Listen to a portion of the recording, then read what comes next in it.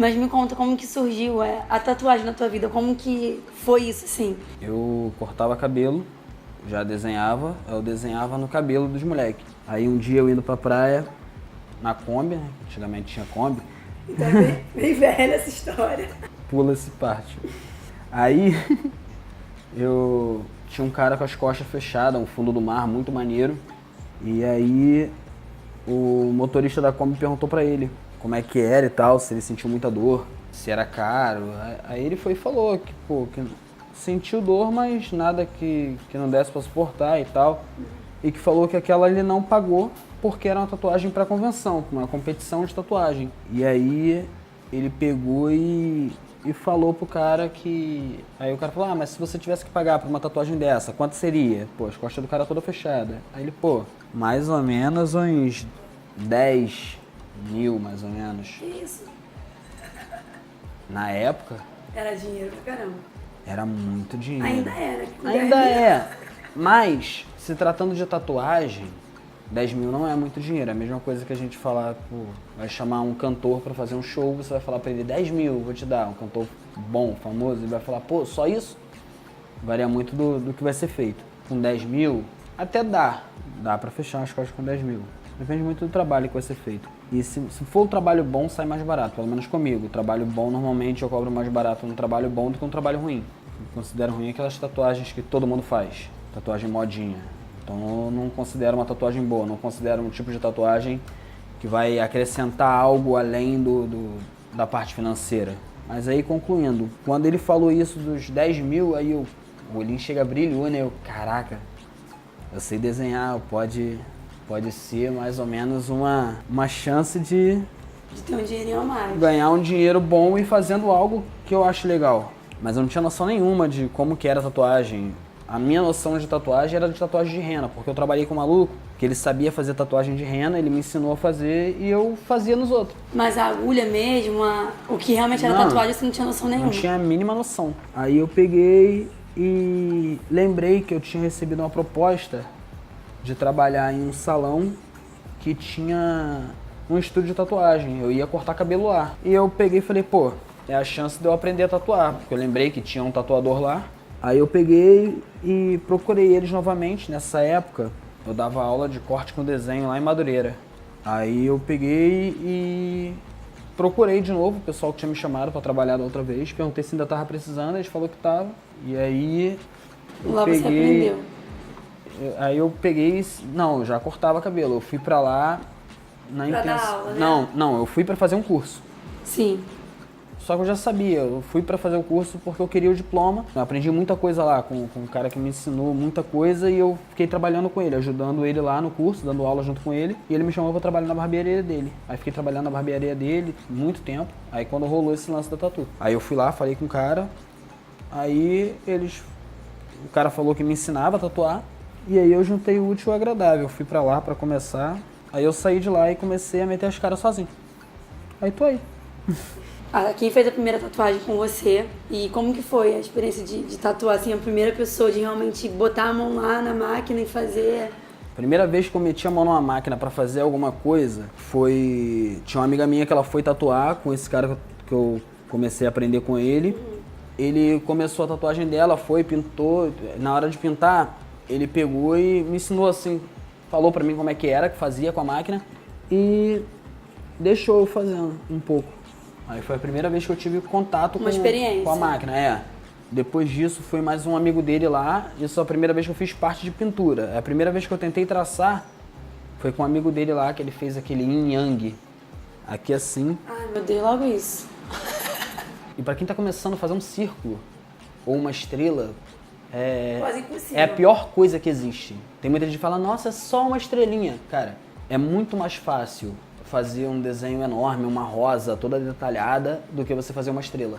Aí depois, quando eu fiz a primeira tatuagem completa, foi na minha mãe, porque Tem que ser a mãe, né? ela gostava de tatuagem, ela viu ali a oportunidade de fazer uma tatuagem sem pagar. E tipo, meu filho, né? Tipo, dar uma moral E me ajudar, claro.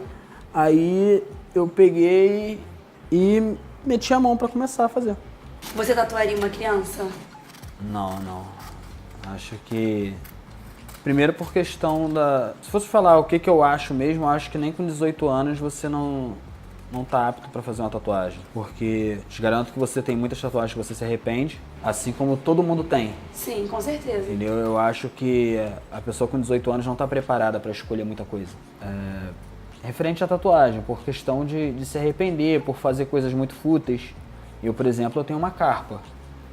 Tipo, não por ser uma carpa, a carpa eu acho legal, só que foi uma parada que foi feita na época que era muito moda.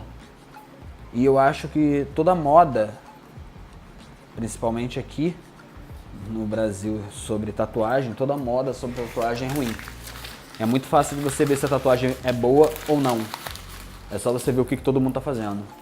Todo mundo tá fazendo? Então é ruim. Então não existe ainda uma responsabilidade de uma pessoa com Sim. pouca idade em escolher algo, escolher uma tatuagem em si. Sim, Até porque é o que muito você leva pro complicado, resto da vida, porque né? é uma coisa, é uma decisão pra sempre. Entendeu? A tatuagem é algo muito sério. E aí rola muito de tipo, a criança, né, vamos dizer assim, 16, 17 anos, É uma já criança. quer, em relação a isso, pra escolha de tatuagem. Eu não considero criança, mas pra escolha de uma tatuagem eu considero uma criança. Sim. Ela vem buscando fazer uma tatuagem e aí acontece de os tatuadores sérios. Era exatamente isso que eu também ia te perguntar, tipo, que cuidados a gente precisa ter pra realmente escolher um bom tatuador? Pra escolher, tipo assim, esse é o tatuador que eu vou me tatuar. Então, Até primeira bom, coisa tipo de assim, tudo. engloba. Tem tatuadores e pessoas que fazem tatuagem, né? Eu acho que tem que ser algo muito bem pesquisado pra ver os trabalhos do cara, ver se enquadra com o estilo que você busca, ver as referências de clientes dele, ver as pessoas que já fizeram tatuagem com ele, pra ver o que falaram sobre o trabalho dele, ver pela página. Normalmente todo mundo tem rede social. Página é uma parada que tu vai lá, tu olha o que as pessoas falaram. Tem aquele classificação, né, que o pessoal bota. Então ali você tem uma noção boa sobre como é que é a... Então buscar referência seria o ideal pra se escolher Primeira coisa é buscar referência, depois ir até o estúdio. Porque o que acontece muito, as pessoas fecham as coisas com o tatuador sem ao menos descobrir se a pessoa tem um estúdio ou se a pessoa tatua em casa.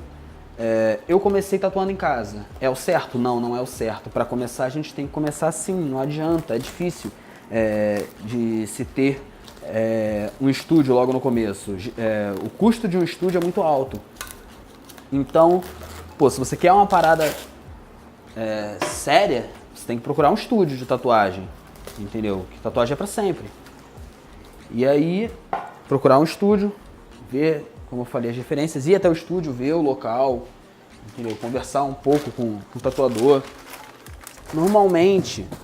Até pela questão também de higiene, eu acredito que Sim, é o principal, porque, por exemplo, tu olha aqui, lacrado, entendeu? E tem que ser assim. Tem gente ainda que hoje em dia usa as biqueiras de aço. Eu não uso, mas tem muita gente que usa ainda. E aí elas vêm na embalagem de pôr no autoclave, que é o aparelho de esterilização, né? Mas eu particularmente não gosto de trabalhar com as biqueiras dessa forma. Eu já prefiro essas biqueiras assim, que são descartáveis e tal. Mas o pessoal que usa essas coisas antigas, é o pessoal raiz ou o pessoal Nutella? Ou tu tá virando Nutella? Cara, a gente tem que seguir a atualização das coisas. A tatuagem por exemplo, as normas. O computador. Não só as normas de segurança, que isso aqui, por exemplo, Nele vem validade, vem tudo. Isso aqui, por exemplo, Então, é 3 de 2020. Essa questão da mudança, de agora ser tudo mais Sim, melhorou bonitinho, muita coisa. ser mais bonitinho não é questão de ser Nutella. Não é só, né? não, sim, tem que se atualizar. Tem muita gente que trabalha da forma que era antigamente. Sim. Até porque a tecnologia em si também se avançou, né? Então, Pô, ajudou muito. tudo jeito de ser Nutella, né? Vou te dar uma... Compra uma maquininha colorida.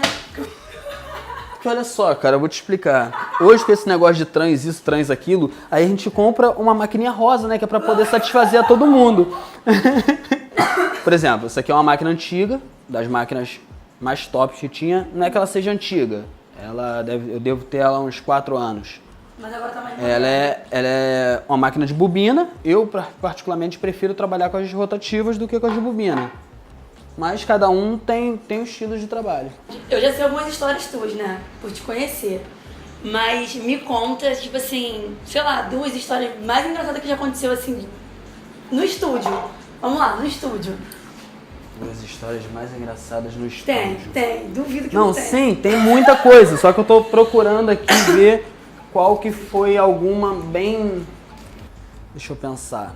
Cara, lembrei. Fala, galera! Vocês devem estar achando meio estranho, né? O vídeo parou assim no meio do nada, esquisito. Mas existe uma explicação para isso.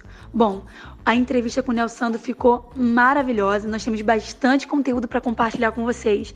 Então nós decidimos fazer 2 partes desse vídeo. Então essa que você assistiu agora é a primeira parte. Breve, na semana que vem, nós publicaremos a segunda parte dessa entrevista. Então você que assistiu, chama aquele teu amigo, aquela tua amiga, primo, a prima, e assistam a primeira parte e aguardem a semana que vem sair a segunda parte desse vídeo, tá bom? Vocês que têm as suas dúvidas, deixem nas perguntas.